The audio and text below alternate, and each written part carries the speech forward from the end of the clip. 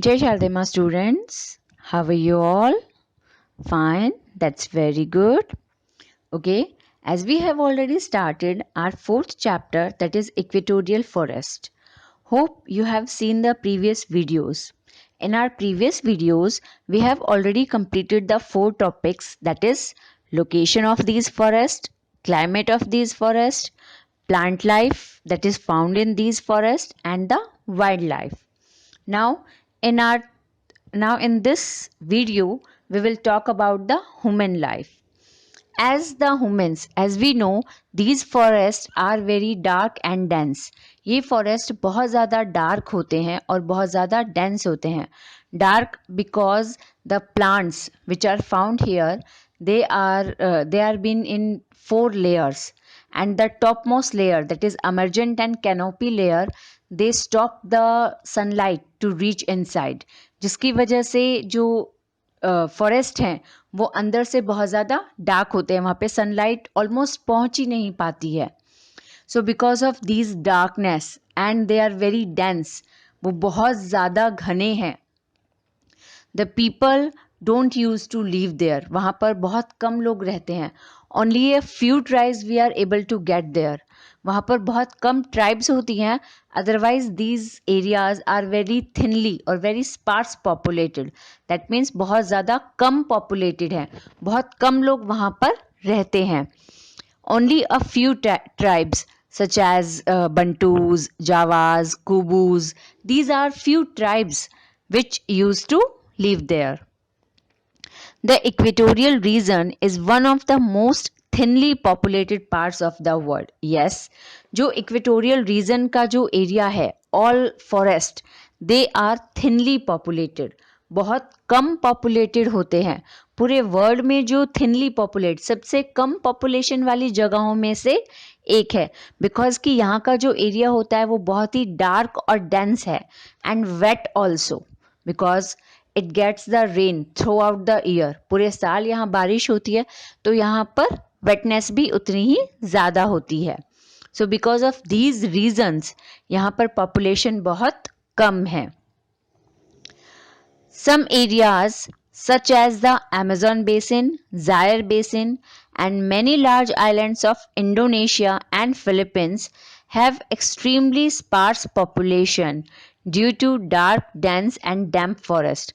That तो I have already told you कि यहाँ के जो फॉरेस्ट है वो बहुत डार्क हैं, बहुत ज़्यादा डेंस है और डैम्प है. दैट मीन्स वेटी है, जिसकी वजह से यहाँ पे बहुत कम पॉपुलेशन होती है.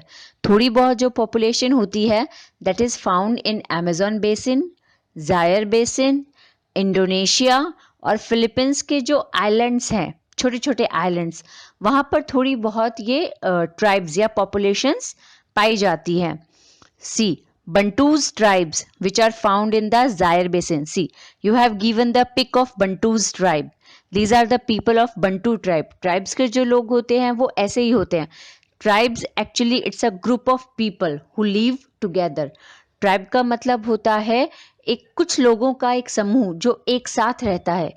Whenever they move from one place to another, जब भी वो किसी एक जगह से दूसरी जगह पर मूव करते हैं, they move together. वो सब एक साथ रहते हैं और एक ही साथ मूव करते हैं. सो यहाँ पर ज़्यादातर 3 मेन ट्राइब्स होती हैं जो पाई जाती हैं, which are Bantus which are found in Zaire basin. Next is Javas and Kubus. These are found in the Indonesian islands of Sumatra.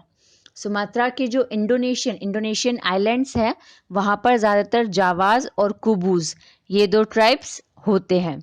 So if we talk about the human life, यहाँ पर बहुत कम humans होते हैं.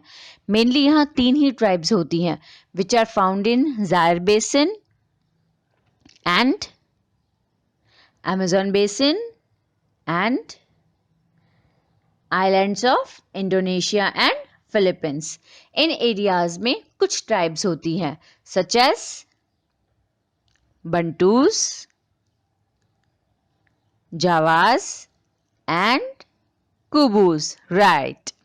So this is the human life. यहाँ पर humans बहुत कम होते हैं, 2 या 3 ट्राइब्स ही होती हैं. Bantus, Javas and Kubus. You have to learn these names. These are the tribes Bantus, Javas and Kubus. These are the mainly three tribes which are found mainly in the four areas, that is Amazon basin, Zaire basin and the islands of Indonesia and Philippines. Now, next we talk about the agriculture as the human beings used to live there, because कि यहाँ पर human beings रहते हैं, so obviously they need to do something, they need to for their survival they have to do something. So mainly यहाँ पर जो होता है वो agriculture का काम होता है, but यहाँ पर agriculture दो types के होते हैं, different टू टाइप्स के एग्रीकल्चर होते हैं. First is shifting agriculture and second is plantation agriculture. जो ये इक्वेटोरियल फॉरेस्ट का जितना भी रीजन है which is found in south America, Asia और अफ्रीका, जहाँ पर भी है वहाँ पर मेनली ये दो तरीके के एग्रीकल्चर होते हैं. First is shifting agriculture, shifting cultivation, and second is plantation agriculture. Now let's discuss what is shifting cultivation. Some people in these regions practice shifting cultivation. As the name suggests, shifting, shift करना, तो मतलब ये cultivation वो ऐसा होता है जिसमें थोड़े थोड़े टाइम के बाद जो कल्टीवेशन का प्लेस है वो शिफ्ट हो जाता है. पहले एक जगह पर कल्टीवेशन या एग्रीकल्चर किया जाता है, फिर कुछ समय के बाद दूसरी जगह पर किया जाता है. In the shifting cultivation, what these people do, they clear a piece of land. वो एक लैंड के एक पीस को, छोटे से हिस्से को साफ करते हैं, because the natural vegetation is found over there. तो वो उसे पूरी तरह से क्लीन करते हैं by burning them. After that they grow the crops over there. वो वहाँ पर अपनी मर्जी की क्रॉप्स को ग्रो करते हैं. After 2-3 years, when the fertility of that land goes down, जब उस लैंड की फर्टिलिटी रिड्यूस हो जाती है, then they move to another place and do the same thing again. They clear the another piece of land and started farming over there. This is how they practice the shifting cultivation, and this is called the shifting cultivation. When the people used to clear one place, they used to grow the crops over there for 2-3 years, and after that when the fertility of this place will reduce, they shift to another place. This is called shifting cultivation. Now let's read what is given over here.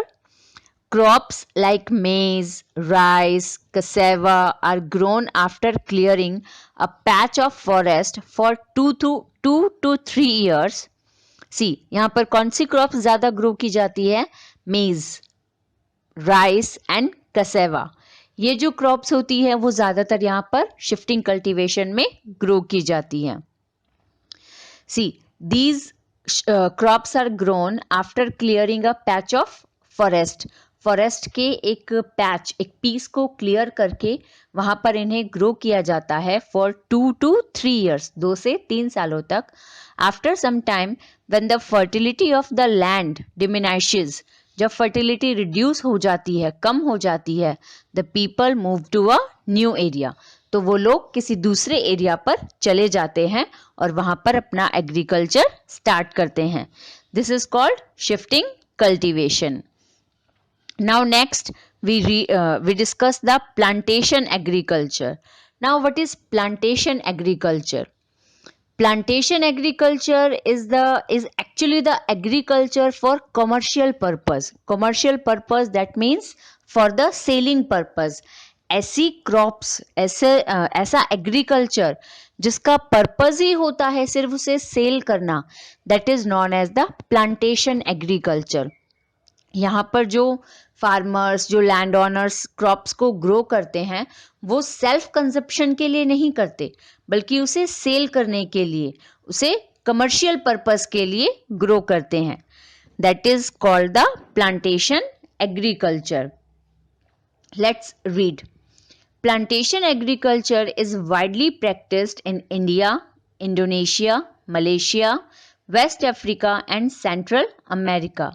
अब ये कहाँ कहाँ पर practice की जाती है? India में, Indonesia में, मलेशिया में, वेस्ट अफ्रीका में और सेंट्रल अमेरिका में.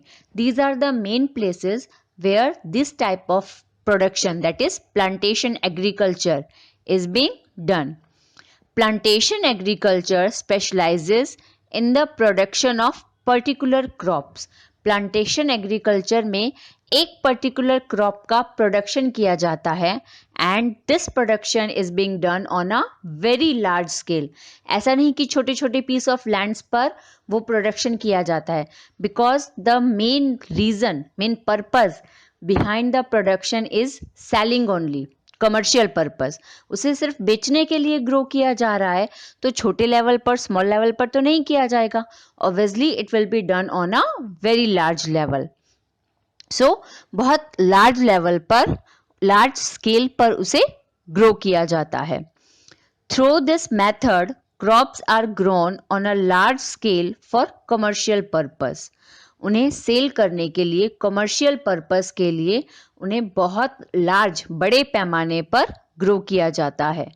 The crops grown in these plantations include T, coffee, rubber and cocoa. So plantation agriculture के मेन क्रॉप्स कौन से हैं? T, coffee, rubber and cocoa.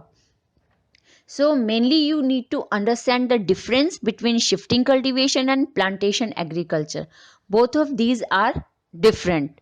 See, shifting cultivation, that means the tribal people used to grow crops on a piece of land. When the fertility reduce of that place, they shift to another place. This is called shifting cultivation. But plantation agriculture, it is being done for commercial purpose, for the purpose of profit, earning profit, for the purpose of selling the crops, and it is being done on a very large scale. Shifting cultivation, it is done on a small scale, वो small scale पर की जाती है, और plantation agriculture large scale पर की जाती है.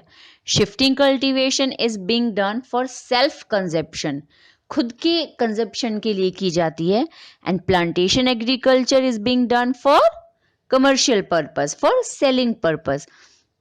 उन्हें सेल करने के लिए ग्रो किया जाता है. Main crops for shifting cultivation is maize, rice and cassava. Shifting cultivation के जो मेन क्रॉप्स हैं वो हैं maize, rice and cassava. But plantation agriculture की जो मेन क्रॉप्स हैं वो हैं tea, coffee, rubber and cocoa. Clear?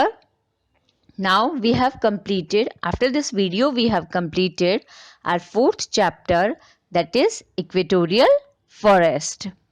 Now you have to complete the exercises by yourself. Okay? So with our next video we will start our next chapter. Okay? Bye.